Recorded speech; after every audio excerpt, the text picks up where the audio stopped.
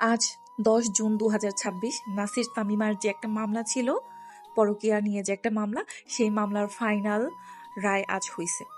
তোমরা জানো, আমি আগে থেকেই জানতাম যে নাসির তামিমা জিতবে। তোমার আমার মতো 2 টাকার এই যে সাধারণ মানুষ রাকিব, আমরা কোনোদিন জিততে পারবো না। এটা আমি সেই আরো 5 বছর আগেই জানতাম।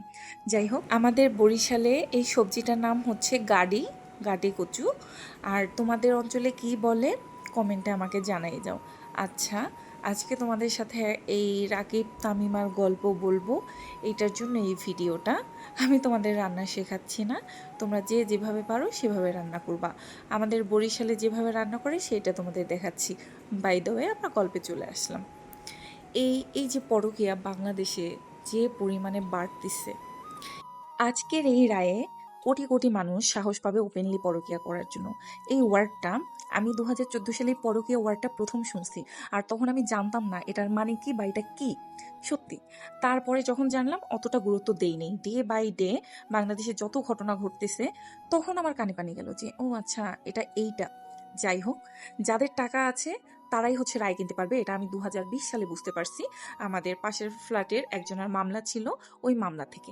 আমি আগে বাংলা ছবিতে সবসময় দেখতাম যে আদালত, আইন আদালত সত্যের পথে রায় দেয়। ভাই বিশ্বাস করো, এত বড় হয়েছি আমি 2020-21 সালে আমি বুঝতে পারছি যে আসলে সব ভুয়া। তুমি যত টাকা ঢালতে পারবা, রায় তোমার পক্ষে আসবে। এটা আসলেই সত্য। তাই আমি বলি কি, তোমার আমার মতো রাকিব ভাইয়ের, আমরা সাধারণ মানুষ, আমাদের উচিত হয় নাই এই যে মামলা মোকদ্দমা। কথায় আছে না, কোনো সুস্থ মানুষ আর ভালো মানুষের হচ্ছে হাসপাতাল আর আদালতের দরজায় যাইতে হয় না। কথা আসলেই সত্য। যে যায় পায়ের ছাল একদম খুলে যায়, সেই একমাত্র বোঝে। মধ্য থেকে দুই পক্ষের আইনজীবীর পকেট ভারী হয়। যাই হোক, তাদের টাকা আছে, তারা মামলা করতে পারে। আমাদের নাই, কি আর করার।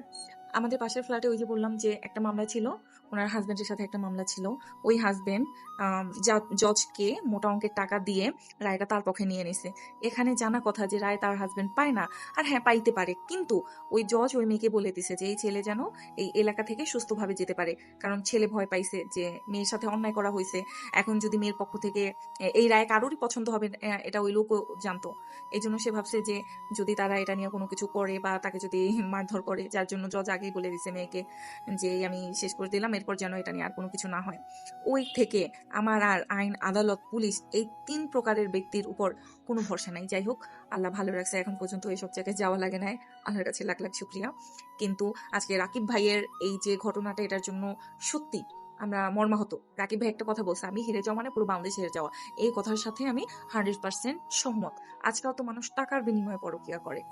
এক্সট্রা ম্যারিটাল অ্যাফেয়ার গুলো এইভাবে করে যে ওই ছেলে, ওই প্রেমিক তাকে টাকা দেয় আর সে কথা টথা বলে ফোনে, তার কিন্তু সংসার একটা আছে। এই